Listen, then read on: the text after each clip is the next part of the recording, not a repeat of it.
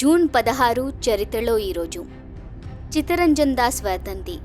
1925 June 16న Chittaranjan Das తీవ్ర జ్వరంతో మరణించారు. చిత్తరంజన్ దాస్ ప్రముఖ భారత స్వాతంత్ర సమరయోధుడు, న్యాయవాది, రాజకీయవేత్త. ఆయనను దేశబంధు అంటే దేశమిత్రుడు అని కూడా అంటారు. ఆయన భారత జాతీయ కాంగ్రెస్ ప్రముఖ నాయకుడు, స్వరాజ్ పార్టీ వ్యవస్థాపకులలో ఒకరు. భారత స్వాతంత్ర పోరాటంలో గాంధీ నేతృత్వంలోని సహాయ నిరాకరణ ఉద్యమంలో చిత్తరంజన్ దాస్ కూడా ముఖ్యమైన పాత్ర పోషించారు. అనేక ఉద్యమాలలో పాల్గొన్నందుకు ఆయనతో పాటు ఆయన భార్యను కూడా అరెస్టు చేశారు. కుటుంబం మొత్తం 6 నెలల పాటు జైలు జీవితం గడపాల్సి వచ్చింది. చౌరీ చారా సంఘటన తర్వాత గాంధీ సహాయ నిరాకరణ ఉద్యమాన్ని ఉపసంహరించుకున్నప్పుడు దాస్ బహిరంగంగా దానిని వ్యతిరేకించారు. జనవరి 1923లో మోతీలాల్ నెహ్రూతో కలిసి స్వరాజ్ పార్టీని స్థాపించారు. ఆరోగ్యం క్షీణించి ఆయన మరణించినప్పుడు గాంధీ స్వయంగా కోల్కతాలో తన చివరి యాత్రకు నాయకత్వం వహించాడు. ఇందులో వందలాది మంది పాల్గొన్నారు.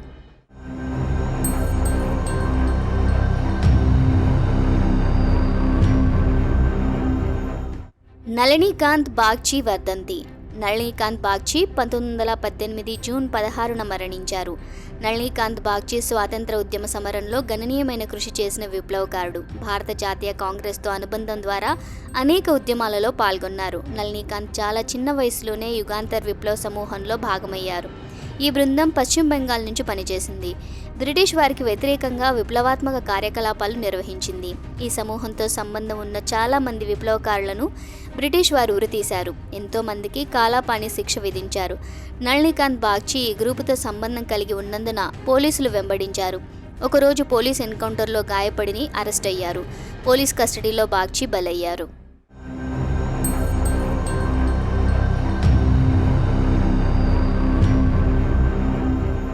అంతరిక్షంలోకి మొదటి మహిళ. 1963 జూన్ 16న సోవియట్ యూనియన్కి చెందిన వాలెంటీనా తెరెష్కోవా అంతరిక్షంలోకి వెళ్లిన మొదటి మహిళగా రికార్డు సృష్టించారు. ఆమె వోస్టాక్ 6 అంతరిక్ష నౌకలో అంతరిక్షంలోకి వెళ్లారు. దాదాపు 3 రోజుల పాటు సాగిన ఈ మిషన్లో వాలెంటీనా భూకక్షలో 48 సార్లు చక్కర్లు కొట్టింది. ఈ సమయంలో వాలెంటీనా తన పేరిట 2 రికార్డులను కూడా సృష్టించారు. మొదటిది అంతరిక్షంలోకి ప్రయాణించిన ఒంటరి ఏకైక మహిళ. ఆమె దాదాపు 71 గంటల పాటు అంతరిక్షంలో ఉండి ఆ సమయంలో అంతరిక్షంలో ఎక్కువ కాలం గడిపిన వ్యక్తిగా రికార్డు నిలిపారు. వాలెంటీనా జూన్ 19న భూమిపైకి తిరిగి వచ్చి 20,000 అడుగుల ఎత్తు నుంచి పారాషూట్తో దూకింది. వాలెంటీనా కేవలం 26 ఏళ్ల వయసులో అంతరిక్షం నుంచి విజయవంతంగా తిరిగి వచ్చి చరిత్ర సృష్టించారు. ఆమెకి ఆర్డర్ ఆఫ్ లెనిన్ మరియు hero of Soviet union award లభించింది.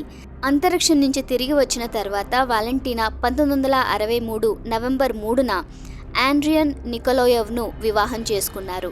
నికోలాయెవ్ కూడా 1962లో అంతరిక్షంలోకి వెళ్లారు. వారి కుమార్తె పేరు ఎలీనా.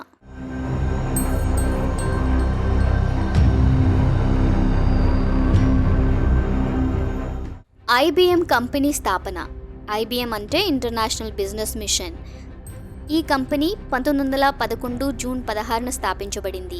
ఈ కంపెనీ 3 చిన్న కంపెనీల విలీనంతో ఏర్పడింది. అవి the tabulating machine company, the international time recording company, the computing scale company of America.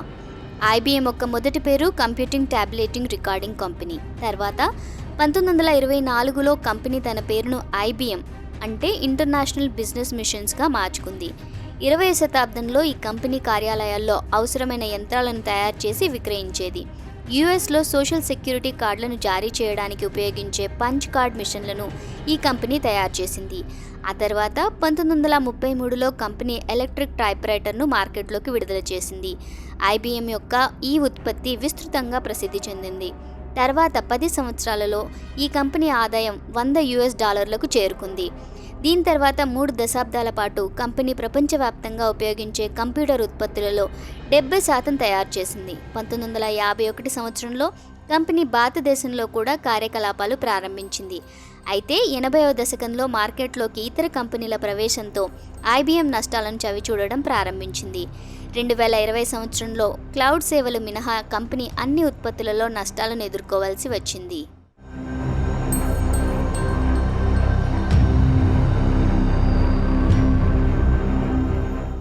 భూటాన్లో పొగాకు నిషేధం. 2010 జూన్ 16న భూటాన్ తన దేశంలో పొగాకు సాగు, వినియోగం, పొగాకు కొనుగోళ్లు, అమ్మకాలను నిషేధించింది. పార్లమెంట్లో బిల్లు ఆమోదం పొందిన తర్వాత ఈ చట్టం దేశవ్యాప్తంగా అమల్లోకి వచ్చింది.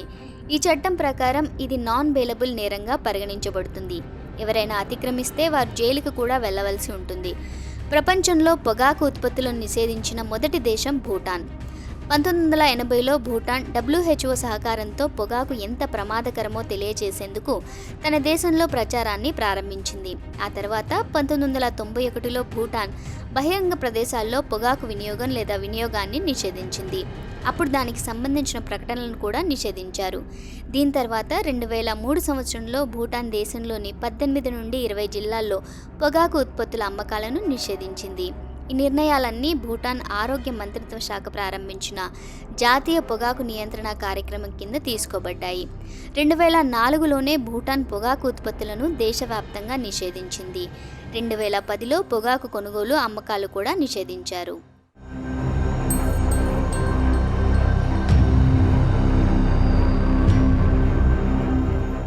ఫోర్డ్ మోటార్ కంపెనీ స్థాపన.